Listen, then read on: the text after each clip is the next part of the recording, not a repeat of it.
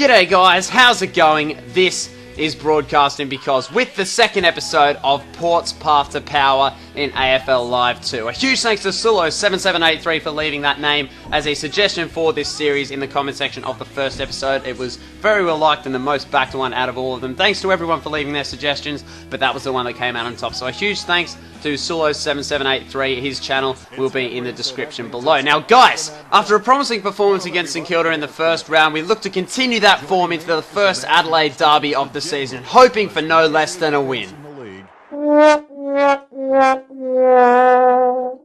Well, Dan. So the opening bounce was a beauty, but unfortunately it was all downhill from there. There were very few highlights throughout all this game for us, particularly considering the fact that we didn't score once. It was very early evident where our problems were going to come because we could not get the ball outside the centre square and anywhere near our goals, let alone inside our forward 50, because every time we did, just like in this occasion, it would only find the lap of an Adelaide midfielder. But unfortunately, that is when the rut began. We could only hold them out for 2 minutes until Rory Sloane put the first goal on the board, the first of many for this game, and then just a few seconds later, it was Graham to put on this second. I mean, our defending was just absolutely nowhere. It was like we were incapable of it. I mean, there were more gaps in our back six than a Collingwood supporter's mouth. Nope. No sign of dentistry here. Oh, there's a tooth. Oh, and there's a couple down there. But there's none here. So Tex Walker kicked the goal to take the margin to 19 points from pretty much point-blank range. And makes it 19-0 just under 4 minutes into the game. And finally, with 68 seconds on the clock in the first half, we get our first inside 50. But you can see how that turned out, with both Westhoff and Shadwingo getting outmarked by the Adelaide player. And they take it the other way very quickly. And right just before the halftime, Simon Graham has the chance to make it even worse for us. But thankfully, he didn't. And I wish I could bring you some good news for change in the second half. But unfortunately, as you already know, there was bugger all. The only thing that did change was that Adelaide kicked like we defended, so thankfully they were able to keep themselves goalless for the final term. Even the final margin of 26-0 was pretty flattering considering how much we got smacked. So if Adelaide was any barometer for our season, coming up against a better team statistically and numerically than us, then we're pretty much screwed. But hopefully up against a team like Melbourne and Paul Roos that is still developing and still not the best team in the comp, then we might stand, hopefully, a much better chance. Now, as I'm still getting familiar with the team and the different players and what they can bring to different positions, I'm not exactly sure how to use all the individual guys yet, so I decided to leave this team unchanged and see how we go. Unfortunately, it didn't start off very well with Chris Dawes, that is, taking a mark just inside the 50, sending it long, but thankfully missing to the left. But this game unfortunately started like the last one ended, with Melbourne getting a few early possessions, that too, in the forward 50. But this time we were able to cope with it a lot better defensively. Jackson Trengrove was able to shrug off a man attempting to challenge and clear that out well. Trengrove is going to be an absolute rock, hopefully, in our defence, along with this man. Dominic Cassisi, the former captain, I believe, of Port Adelaide, is able to send it up the wing, looking towards Hamish Hartlett in the middle, unfortunately unable to take the mark, but it's Corns to send one up to Justin Westhoff, who takes a chest mark 25 out on a slight angle to the left, and this should bring about our first score in just over a half of football. No doubt about that. Justin Westhoff slams it through the middle, and that brings up our first goal and puts us in the lead for the first time in a little while.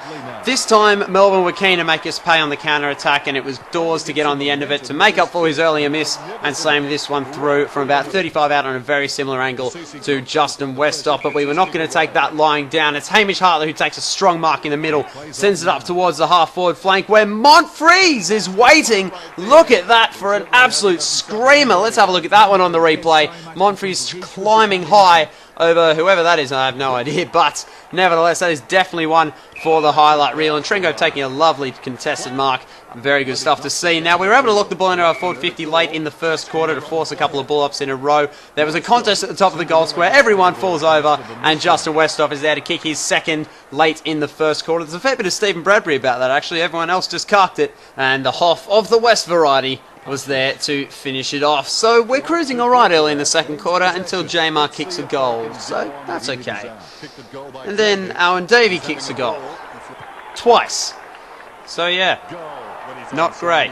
As the head coach of this football club, this is simply not good enough. So I sprinted down to the interchange bench, grabbed Kane Corns and said, look, unless you want to end up like your brother shipped off to GWS, then you better fix your head and get your game in gear. So Corns went sprinting into the centre square and took an uncontested mark, sent it up towards Wingard who couldn't hold it, but it was Wingard's second effort that spilt the ball to Monfries, who dished it off to Justin Westhoff to kick his third, and we're back in business with 50 seconds remaining in the first half. Let's take a look at that one on the replay. It was scrappy by Melbourne and we were clean when it mattered. Justin Westhoff runs into an open goal to kick his third of the game just when we needed it most, and that's how we went into half-time of the first full-length game of this career mode. Port Adelaide 3 goals, none 18 to Melbourne's 4-1-25 in TIO Stadium in Darwin.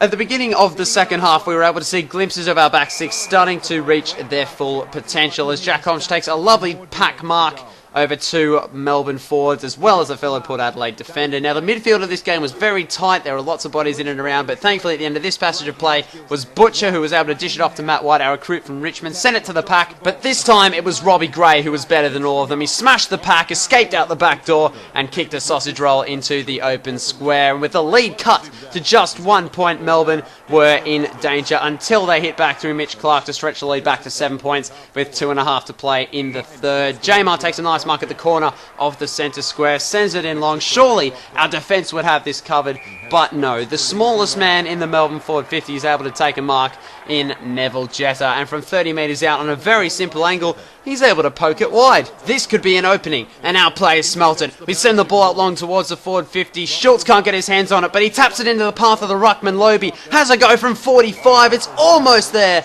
but it's picked off on the line by James Frawley. That would have been an absolute cracker if he'd have been able to get that extra 4 or 5 metres on it. And unfortunately for us, Melbourne are unable to send it straight back up the other end to Chris Dawes from a carbon copy position as his first miss right on the opening siren, but this time he sends it long and pumps a super goal to add 9 points to Melbourne's lead, and with 14 seconds to go in the third quarter they lead by 18 points, 3 goals straight.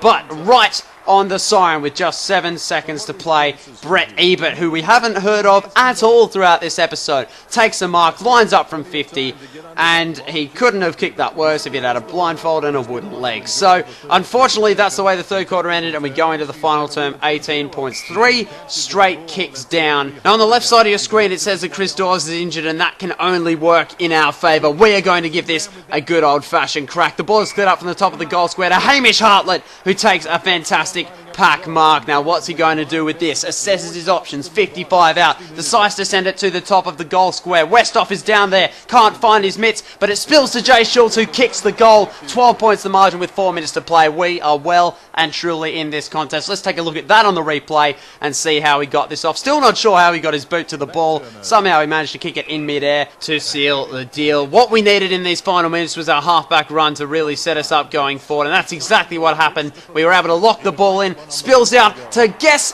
who? Brad Ebert it was this time, the other Ebert, who was able to kick our second in a row and narrow the margin to just the 1 goal. A solitary kick separate Melbourne and Port Adelaide. It's now Nathan Jones on the wing, sends it in long to the pack. Our halfback holding up well amongst the Melbourneonian pressure. 1 minute 30 on the clock, and it spills out to Jasper Pittard, who I am loving off the halfback flank, but unfortunately this kick is rushed and it can only find the Melbourne lap. And with just 45 seconds now on the clock, it's Davey who looks for a man wide. Have to spoil this. We do. Here we go. Here's our chance to claim the victory. Campbell Heath dishes it off, but he should have gone forward and not sideways with the handball. How costly could this prove to be? It's Davey who takes a mark, spins around and kicks a behind. He didn't have to kick a goal. He just had to score to bring the margin to 7 points, and it's too much for us to overcome, and unfortunately we end this episode